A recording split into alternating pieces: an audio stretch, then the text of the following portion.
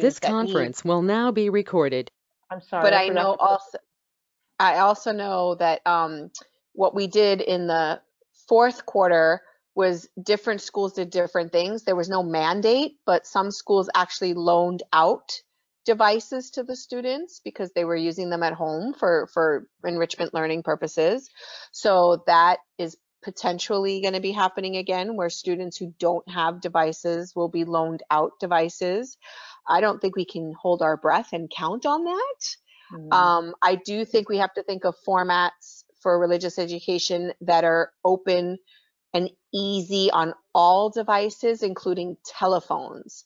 Because I think a lot of what we may do with families that don't have devices is something like a Zoom, for example, was easily accessible to parents on their cell phone, and their child could still participate. And so things like that, I think as a diocese too, we kind of should think of.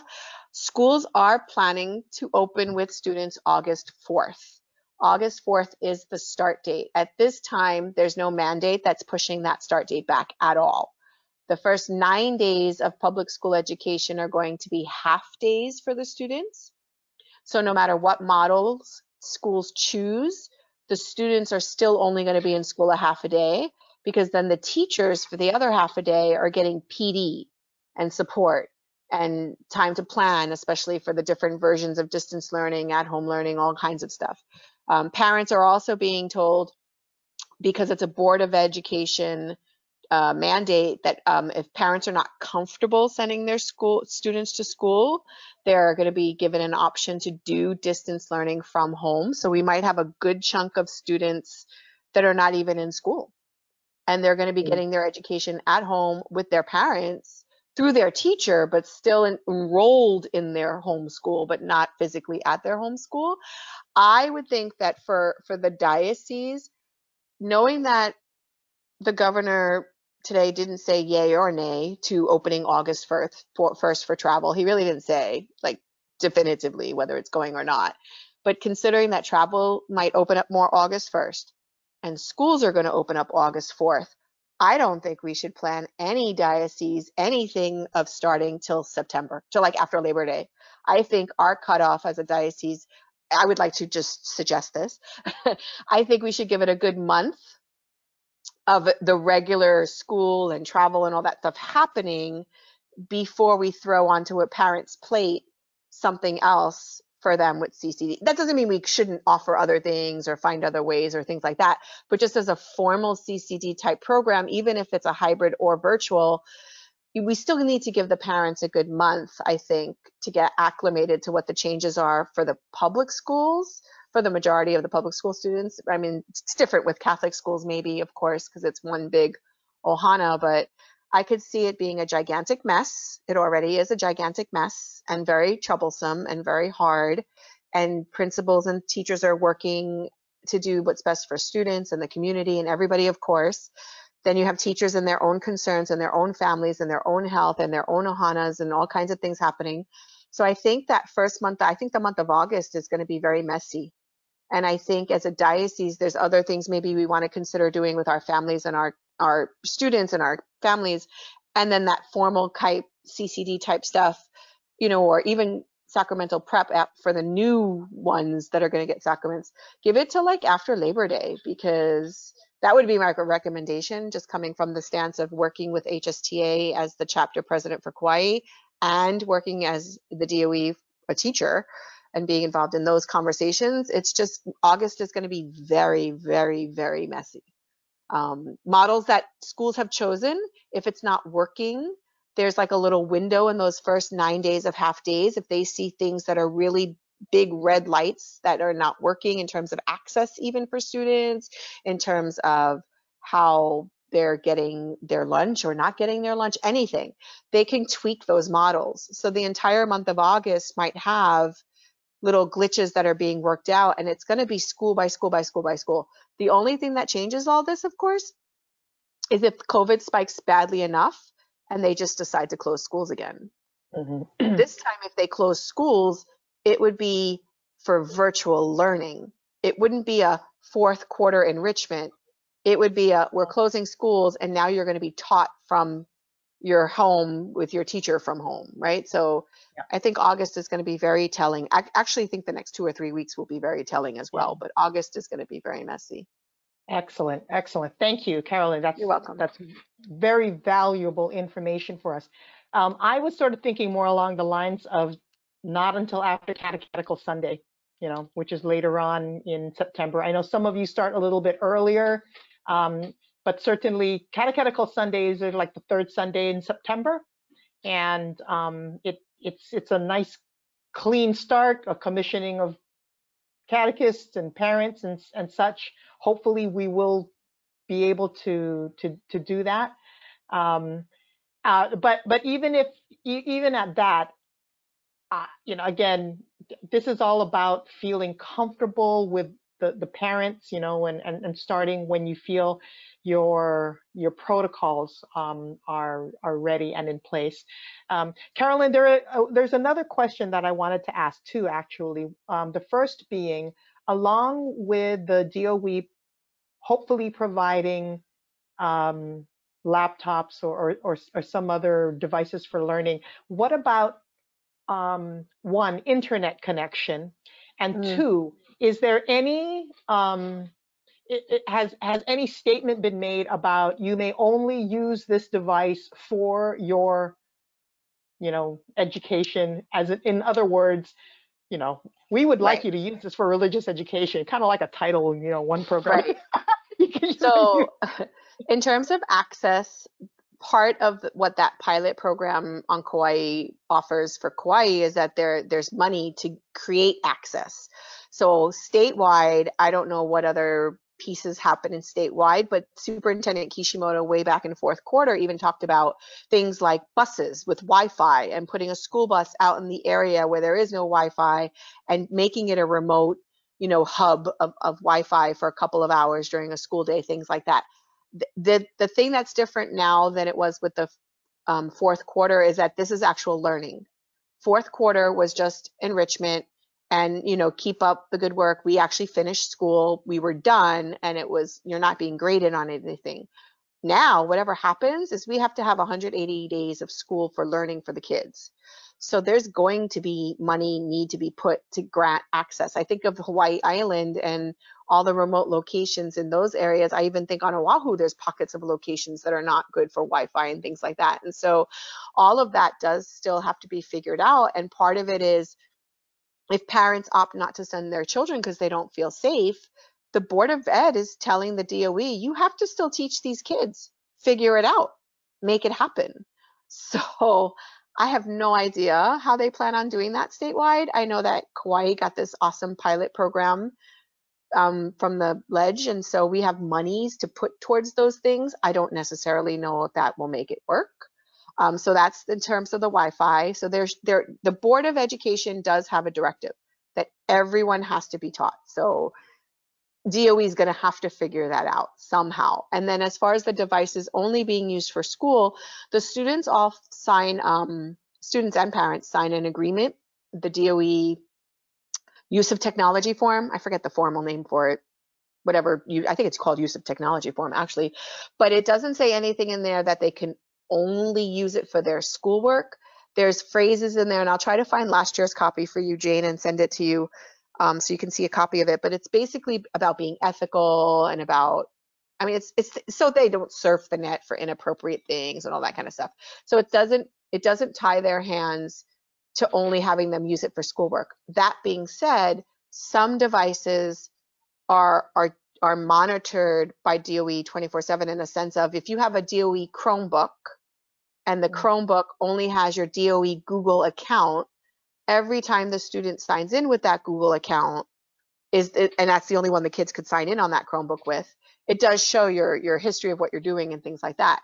But there's nothing preventing the kids from using it for CCD. That's ethical. Right. I would hope we consider our CCD programs ethical and appropriate, because if we don't, there's a problem. But it is a device that's owned by the DOE that could be monitored, that kind of thing. But parents, for the younger kids, there's also a Go Guardian thing where teachers can actually monitor what the students are doing at certain times. So if a kid's doing some kind of thing that's not schoolwork during the school day time, a teacher might say, hey, you can't do that right now. Or, hey, you can't, use your Chromebook to do that right now. Right. That kind of thing. But in terms of actually physically blocking from them being allowed to, no, I don't think so. But I'll find a copy of last year's. Okay. Thank you. Thank you. Wow. You're just, that's amazing. That's a wealth of information because, and for those of you who know me, you can see my wheels spinning here because the moral formation, life in Christ aspect that we have been hard pressed to introduce in the limited time that we have them in religious education. This wouldn't be, of course, in the scope of their regular school day, but if there is a way that we can start to offer these modules on what is a theology of the body, in age appropriate ways, what is it what is it to mean to live a life in Christ, Christian discipleship and such in very practical ways in modules that after they're done with their schoolwork and such, they have access to this, that with their families, they can move through these, modules. How blessed would that be?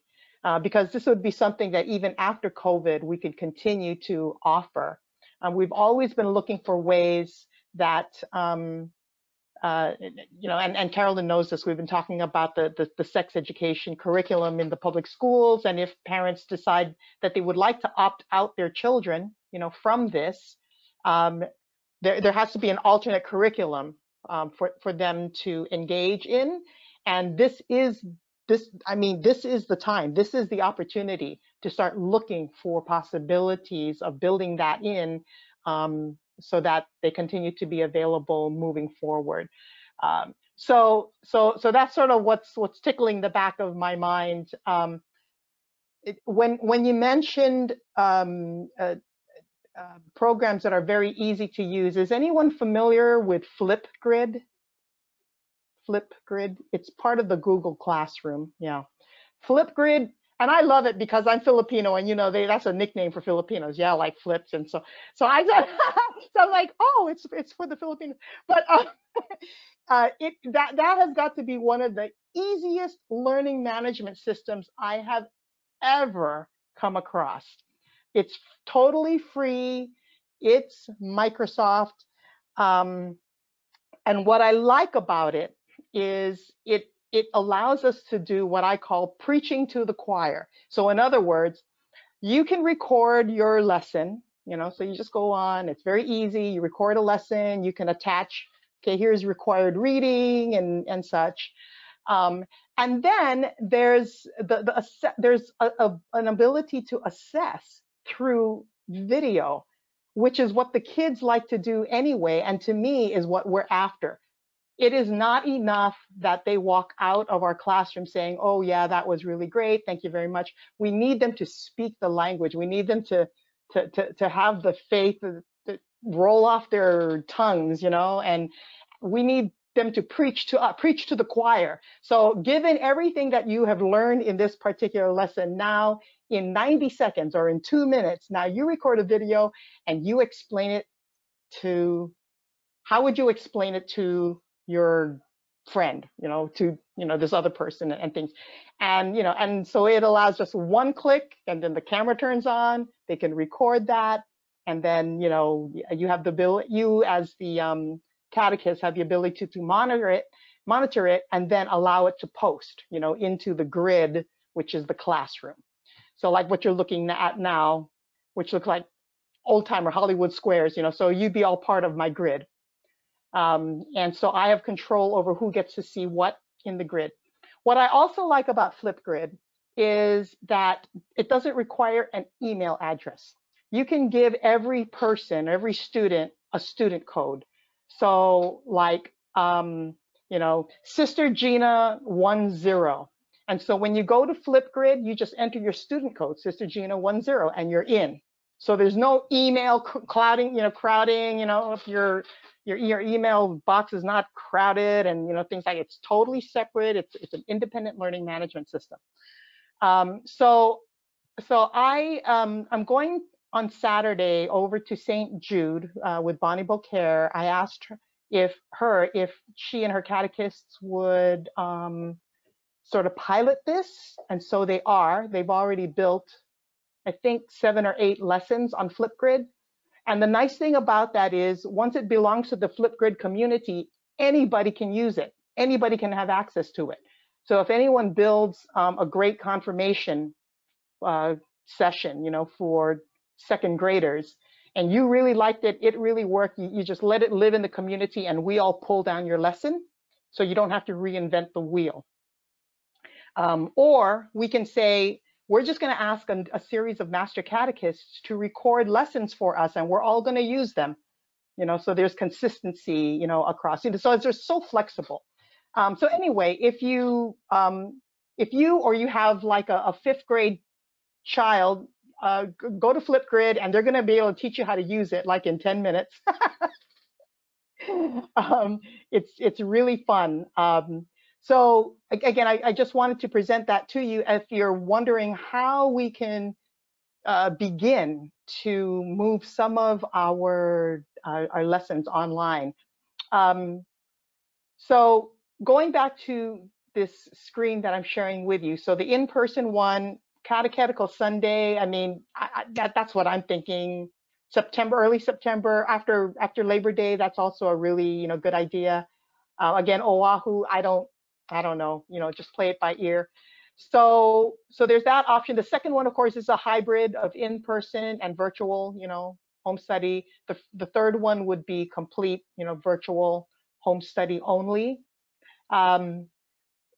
This document that I'm working on is just to remind you now, all of you here, you don't really need to be reminded of this, but again, this document needs to speak to youth and young adult ministry people, needs to speak to RCIA, needs to speak to all kinds of faith formation ministries.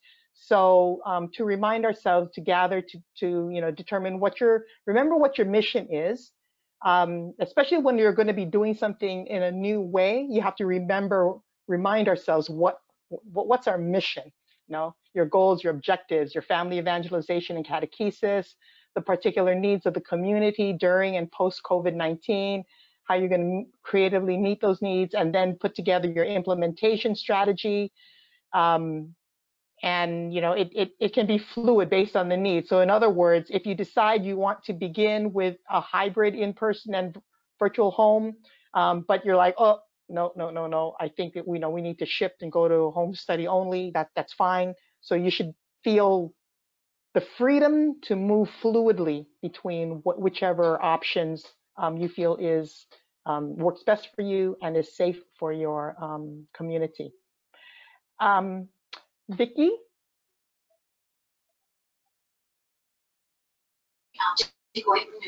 Jane, did your office or maybe Kristen's Safe Environment office put together a form, perhaps a standard form for us to use as a permission form for religious ed, since we're moving from face-to-face to virtual? I'm not sure if there would be any problems because people are already doing it, but for technology for use? technology. Yeah, as a matter of fact, hang on a second. Down there, Carrot with Cottonelle. Down there, Summer's got you. Yeah, I just So freshen up with I just received an email from Kristen. For those of you who are the, no matter the forecast, here. I'm gonna mute everyone again. Hang on a second. Oh, okay, thank you, whoever muted. I just read Kristen Leandro's update for Safe Environment, and in it she has standards for technology usage. It's in Safe Environment. So it guides technology uses. So in other words, it's already part of the policy. So I always wonder, do I write another thing, or do we understand that what the parents so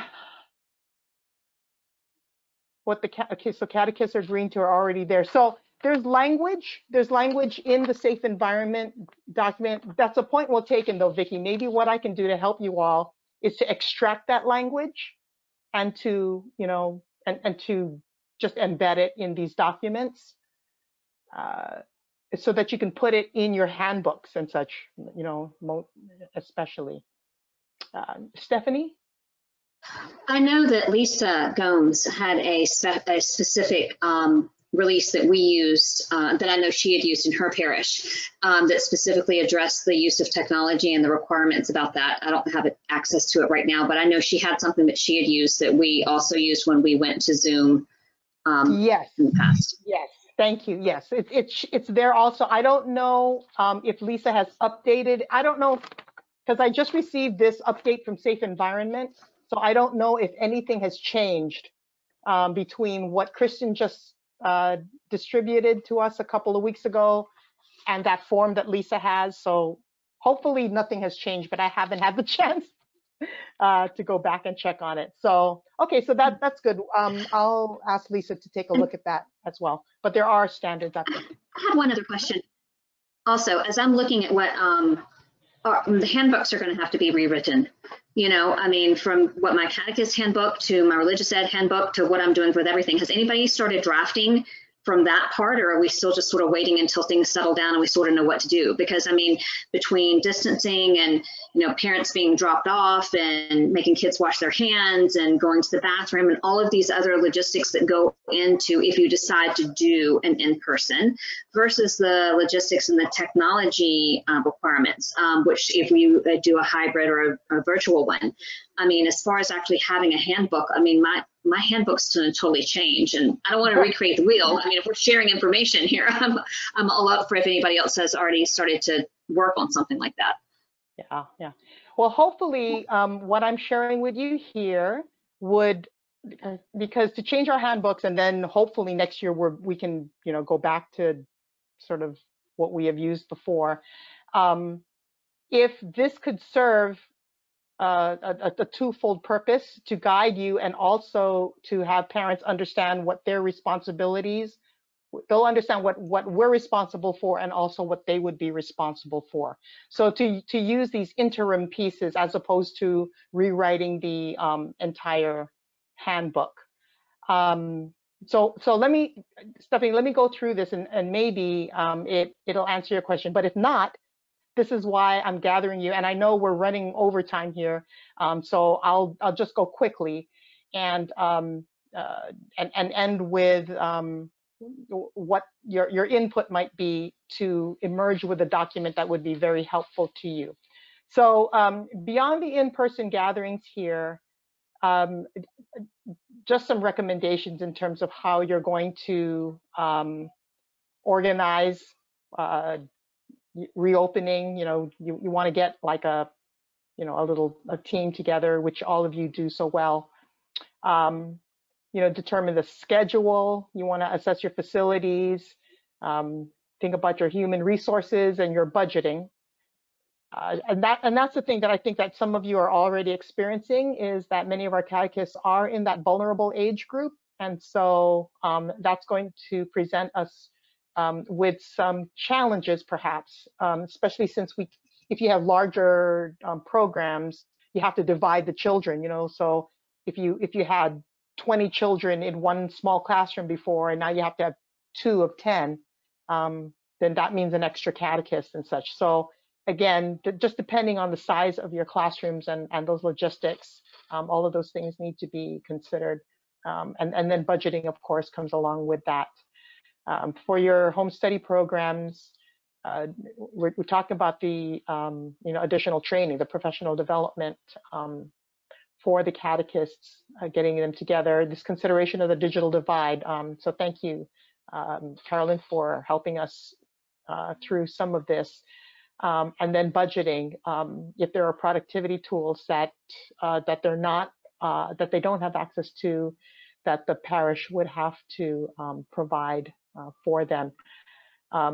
If any of you, if your parishes would like to use Zoom and would like to purchase a year subscription, if you're having budget issues, please let me know. Zoom is just like $149 a year, and you're not limited to the 45-minute segments that you are with the free version. So if you would like to use Zoom, but that $150 is an issue for your parish, please contact me and we'll work something out. Don't let that be an obstacle to moving in that direction. And then the regular protocols, which like follow what the generally what the DOE and the Hawaii Catholic schools are saying. So so with this is the part that lets you know what you're responsible for, but also is a statement to the parents, this is what we're going to be doing, and this is what you are expected to do in terms of health and safety. So along with that would be the release form for the technology use. But yeah, you're right. There would be other things that are particular to your parishes in terms of health and safety, because so like when I'm saying, limit visitors to the program, that you have to wear the face masks and things like this. There's certain expectations that we have to let parents know. In addition to curriculum, yeah, that stuff is still something that is going to need to be written at the local level. So, okay, so that's basically the gist of what I wanted to say, Carolyn. Just a quick question. If we are choosing to do virtual, let's say, right? Let's say we decide when we are opening, we are going to do just at-home study / virtual through whatever format. I know that all their different curriculums and programs and things have different access and all that. Is there a way though that, is there something the diocese suggests or recommends? Like we have FLOM, we're about to pay for FLOM for the hard copy and the digitals, but before I go pay for all these things, is there anything we're thinking as a diocese we might be able to, like, do I need to do the sacrament thing? Maybe not. Maybe the diocese can do a sacrament Zoom thing with all the kids at different times or something. You know what I mean? I'm trying to think collectively if there's a lot of parishes and things that are going to be virtual, because we talked about it even with these meetings, right? Like there's no physical divide when we're virtual, right? It's just the access part. But is there anything about that that's going to be, that's in the works or that you're thinking about or is even possible? At this point, no. It really would be, I'm more at the stage right now of gathering what other people are doing and just trying to connect. So in other words, like when you say FLOM, then I look at Bob Noguchi, because he's looking at that, at doing that. Anyone else gonna use FLOM or using or thinking of using? Yeah. See, so right there is the hui of, hey, you're going to be doing this, you want to do this, and you want to sort of divide that up. And one of the reasons, other than that I'm like a one-person office, is that I am always reluctant to move away from the principle of subsidiarity, because I feel like the students need you and that connection and your parish more than who's that lady, who's that lady, who's that person, especially with the sacraments. So I just have a feeling in the pit of my stomach when it comes to things like that. But certainly to a hui like that would be great. So right here, I'm sorry, the FLOM people, who are you again? Well, maybe Yes, there's a way to do like possibly, a Google survey to us, Jane, maybe Yeah. in the next couple of weeks or during August or as we get started up, just asking each of us, what are we using and how are we delivering? And then you can help us organize the huis in that sense, right? And then Yeah. we can figure it kind of from there. Sure, yeah. Yeah, I think that people are starting to make up their minds about it around now. So I think it was a little early to ask the question, last month, but I think people are sort of rounding the corner in terms of the direction they're going to be taking for that. So yeah, could do that. Okay, Nadine?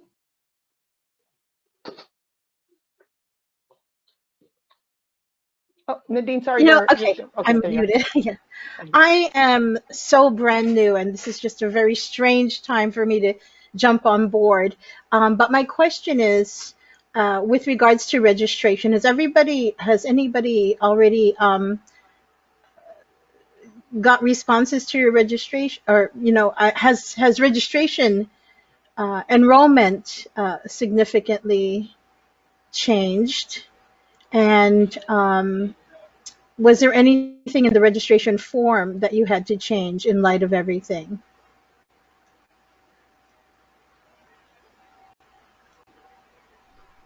We Okay, Carolyn? we didn't start registration, but at Holy Cross Parish for the past couple of years, what we've done is you're automatically registered until you tell us you've dropped.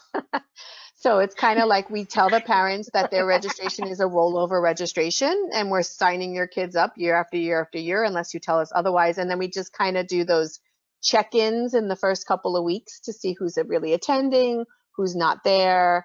And if there is something as a parish we had to update on the form, we of course then ask them to fill out the new forms. But because we've already registered them, and what we did recently too, last 2 years ago, I think it was we changed our registration form for CCD and for baptism to also include the parish registration form.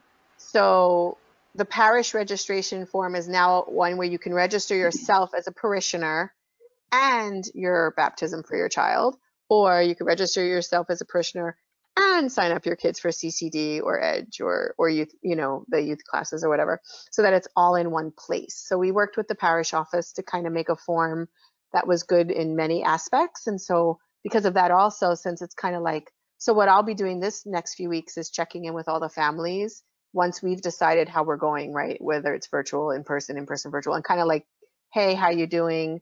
This is what we're thinking for this year. We'll sign all of you up. We are paying for this. Please let us know if you're not able to attend or something like that. And that's kind of what we've done for a couple of years now.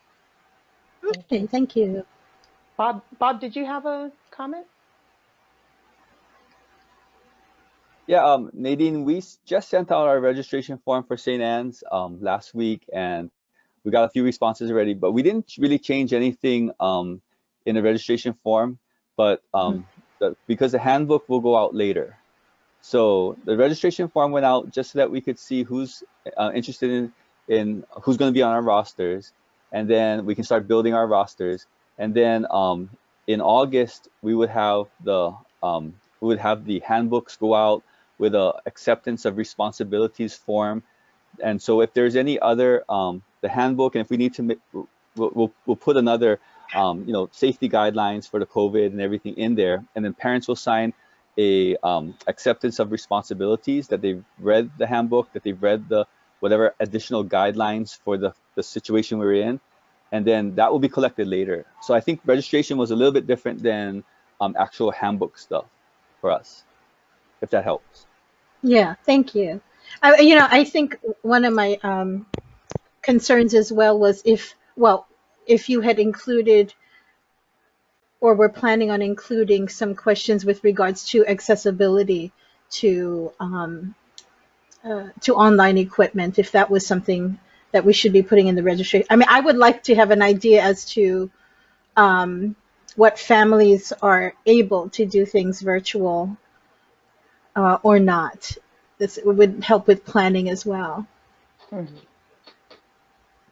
So, yes, sister. Well, I had a meeting with the catechist last week, and those are the things that we talk about. I think we will be revising also our registration form because we have both the hard copy and the one online. They can sign up online. But that the type of thing we also wanted to include, whether they want virtual or and other stuff that are related to pandemic now. So we will have another meeting because we just had an initial meeting brainstorming what we're gonna do, and we go over to that checklist that you give us last time, Jane. Although I was not able to attend that meeting, but I play a recorded meeting. So I got that checklists, and so we went over the checklist, and so to find ours, to see if we are ready, what are other measures that we need to do. So that was one of those things that we discussed. and we need to go to look into our registration forms too. Thank Okay. you. Thank you. Thank you. Okay. Thank you, both of you. Thank you, everyone. Now, I appreciate your patience. We are a couple minutes after 8 o'clock, and I know that you all have your families and other things to get to. So we'll bring this meeting to a close. What I will do, which I thank you for this, is I will send out that survey in terms of what curriculum you'll be using so that we can all maybe find each other and begin Hui. And certainly with the idea of the virtual classes, we shouldn't have to reinvent the wheel. This is the opportunity to just like share, each other's lessons and such. And I think the other thing that you will be just in your heart know that there's no rush to begin, for religious education. Early September at the earliest, which I think again for our neighbor island friends is appropriate. For Oahu, even if you wanted to wait, until Catechetical Sunday or later, that's fine. Please do not feel the pressure to move quickly in this, for the safety and well-being of our children.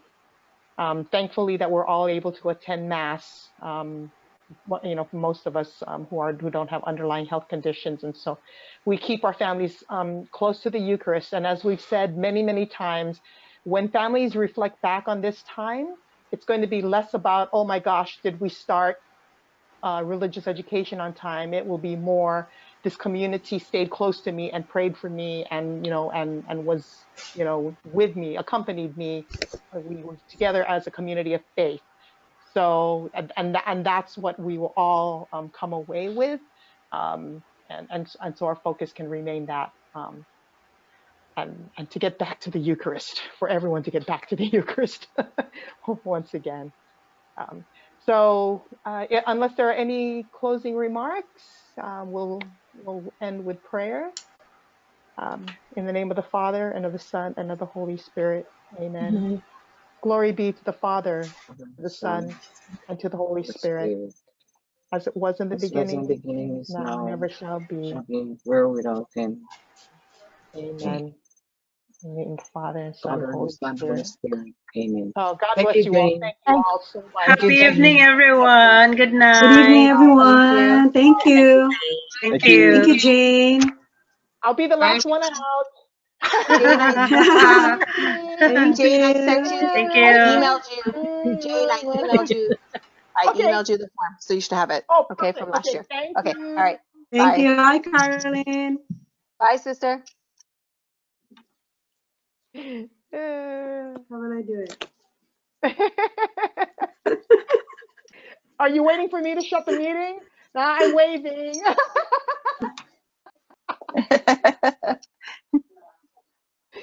Bye. Ah, Sister Mercy. Bye.